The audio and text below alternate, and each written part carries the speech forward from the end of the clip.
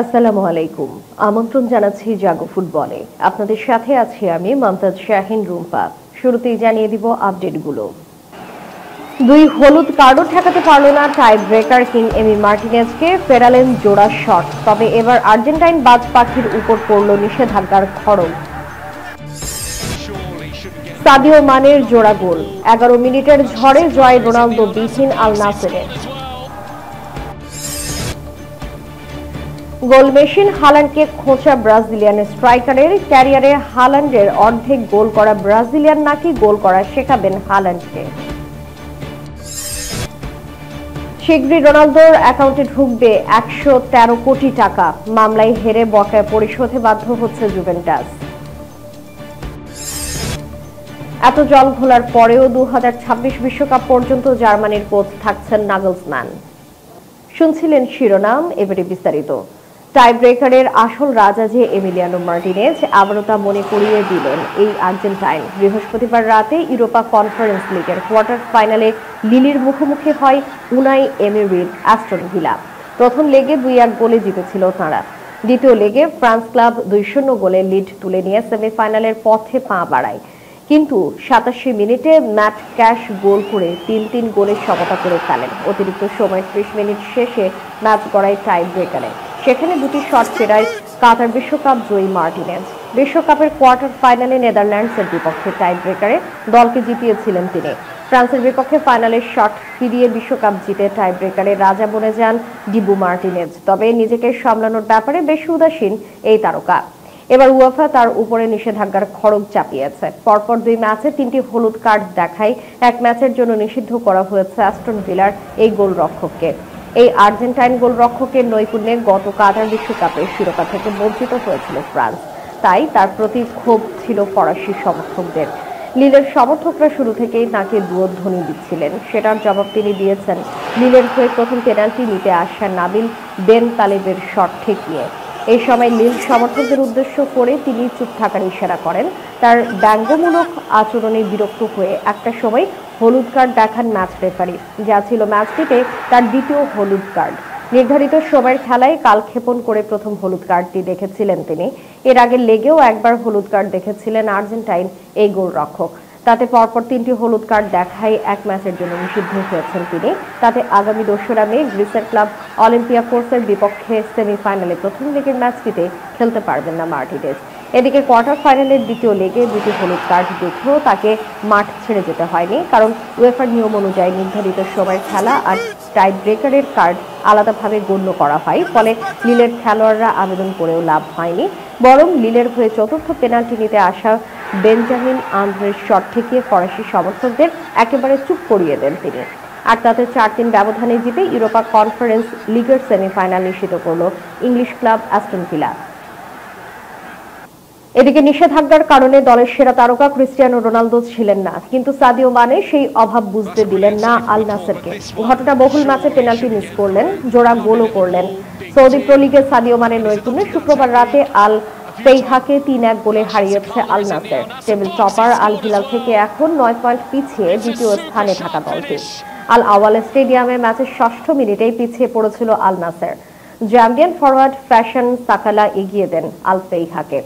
71 minute পর্যন্ত সে lead ধরে রেখেছিল তারা। 40 মিনিটের মাথায় পেনাল্টি থেকেও গোল করতে পারেননি মানে। তবে এই সাদিও মানেই আল নাসেরের 11 মিনিটের ঝড়ে বনে গেছেন জয়ের নায়ক।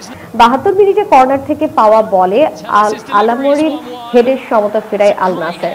এরপরে হেই হারিয়ে ফেলেন আল হেইফা। 76 মিনিটে বাতাসে ভাসানো শটে আল নাসেরের দ্বিতীয় গোলটি করেন মানে।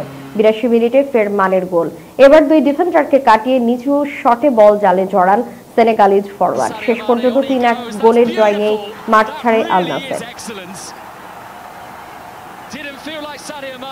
ডেইভারসন সিলভা স্প্যানিশ ফুটবলের একনিষ্ঠ অনুরাগী না হলে নামটা আপনার চেনা হওয়ার কথা নয়। সব মিলে এই 13 বছরের ক্যারিয়ারে এখন পর্যন্ত গোলই মাত্র 101টি। এখন খেলেন ব্রাজিলের কুইয়াবাতে। তা হঠাৎ করে এই ডেইভারসন সিলভাকে নিয়ে এত আলোচনা কেন? তিনি একটা খোঁচা মেরেছেন ম্যানচেস্টার সিটির নরওয়েজিয়ান গোলমেশিন আর্লিং হাল্যান্ডকে। কি সেটা? হাল্যান্ডকে বলেছেন তার ভিডিও দেখে হাল্যান্ড যাতে গোল করা শেখেন। গত মৌসুমে ম্যান সিটি ট্রেবল জয়ের পথে গোলের পর গোল করে ইউরোপে বিশ্বে সবার মাথা ঘুরিয়ে দিয়েছিলেন হাল্যান্ড। তার খেলার ধরনে ফুটবলের নিখাদ সৌন্দর্য প্রেমীদের জন্য তেমন কিছু না থাকতে পারে, তবে হিসেবটা যখন গোলের, হাল্যান্ড সেখানে সবসময় প্রাসঙ্গিক। বয়স মাত্র 23, এর মধ্যে সাউথবুর্গ থেকে ডর্টমুন্ড হয়ে ম্যান সিটির জার্সিতে ইউরোপের গোলের বান ছুটিয়ে চলেছেন। ক্লাব ফুটবলের পেশাদার ক্যারিয়ারে এরই মধ্যে 275 ম্যাচে তার গোল হয়ে গেছে 218টি। মেসি রোনালদোদের পর যাদের নিয়ে ফুটবল মাতামাতি করবে বলে ধরা হয়, সেই তালিকায় Kylian Mbappe, Jude Bellingham, Vinicius জুনিয়রদের পাশাপাশি হাল্যান্ডের নামটাও থাকে। সেই তুলনায় ডেইভারসনকে। ব্রাজিলিয়ান স্ট্রাইকারের নাম এর আগে আপনি বড়জোর রিয়াল মাদ্রিদ কিংবা বার্সেলোনার মতো কোনো দলের ম্যাচ রিপোর্টে পড়ে থাকতে পারেন। দুই দলের বিপক্ষে তার একটি করে গোল আছে কিনা। হাল্যান্ডের উঠতি ক্যারিয়ার তার পড়তি, অথচ এরই মধ্যে হাল্যান্ডের গোল ডেইভারসনের দ্বিগুণ। সেই ডেইভারসনই কিনা হাল্যান্ডকে বলেছেন গোল করা শেখাবেন। কারণ কি? ওই যে সময় এখন বর্ষাকাল, যেখানে হরিণে খামচাই বাঘের গাল। গত কিছুদিনে সেভাবে গোল পাচ্ছেন না হাল্যান্ড, অন্তত গত মৌসুমের মতো করে তো নয়। এর মধ্যে চ্যাম্পিয়ন্স লিগের কোয়ার্টার ফাইনালে রিয়াল মাদ্রিদের বিপক্ষে 2 লেগেই তাকে খুঁজে পাওয়া যায়নি। গোল করতে পারেননি, এমনকি পোস্টের খুব কাছ থেকেও হেড করে বল মেরেছেন গোলকিপারের গায়ে। এ দেখেই ডেইভারসনের মনে হলো হাল্যান্ডকে একটু খোঁচা মারবেন। ইনস্টাগ্রামে হাল্যান্ডের গোল মিসের মুহূর্তের ছবি দিয়ে লিখেছেন, তোমাকে আমার গোলের ভিডিও পাঠাবো। পর্তুগিজ সুপারস্টার ক্রিস্টিয়ানো রোনালদোর ব্যাংক অ্যাকাউন্টে শীঘ্রই যোগ হতে যাচ্ছে বিশাল অঙ্কের অর্থ, যদিও তারা মোট সম্পদের তুলনায় খুবই সামান্য। আদতে অর্থ কি তা বিশাল অঙ্কই, আর অর্থের চেয়েও বড় বিষয় রোনালদোর জয়। রিয়াল মাদ্রিদের সঙ্গে সম্পর্ক বিচ্ছিন্ন করে 2018 সালে ইটালিয়ান ক্লাব জুভেন্টাসে যোগ দেন তিনি। এরপর 2021 সালে পুরনো ক্লাব ম্যানচেস্টার ইউনাইটেডে পাড়ি জমান। তার আগে অবশ্য জুভেন্টাসের কাছে 97 লাখ ইউরো বকেয়া বেতন দাবি করেছিলেন রোনালদো, কিন্তু ইটালিয়ান ক্লাবটি সেটা দিতে অস্বীকৃতি জানায়। এতে বিষয়টি গড়ায় আন্তর্জাতিক ক্রীড়া আদালতে। রোনালদো সেই আবেদনের পরিপ্রেক্ষিতে কোর্ট অফ আরবিট্রেশন জুভেন্টাসকে 97 লাখ ইউরো দেওয়ার নির্দেশ দেন, যা বাংলাদেশি মুদ্রায় প্রায় 113 কোটি 28 লাখ টাকা। 97 লাখ ইউরোর সঙ্গে মুনাফা ও বিচারিক প্রক্রিয়ায় খরচও দিতে হবে জুভেন্টাসকে, যদিও ওই প্রাপ্য অর্থ থেকে কর ও অন্যান্য খরচ বাদ দিয়ে তা নির্ধারণ করেছে।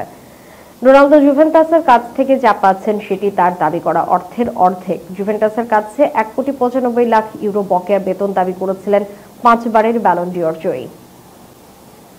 আগামী মৌসুমে বায়ার্ন মিউনিখের সম্ভাব্য নতুন কোচ হওয়ার দৌড়ে ইউলিয়ান নাগলসম্যানের নাম শোনা যাচ্ছিল, তবে সেটা হচ্ছে না। জার্মান জাতীয় দলের কোচ হিসেবে চুক্তির মেয়াদ বাড়িয়েছেন নাগলসম্যান। 2026 বিশ্বকাপ পর্যন্ত দলটির দায়িত্বে থাকবেন এই জার্মান কোচ। 36 বছর বয়সী নাগলসম্যানের সঙ্গে চুক্তির মেয়াদ বাড়ানোর কথা শুক্রবার বিবৃতি দিয়ে জানিয়েছে জার্মান ফুটবল অ্যাসোসিয়েশন।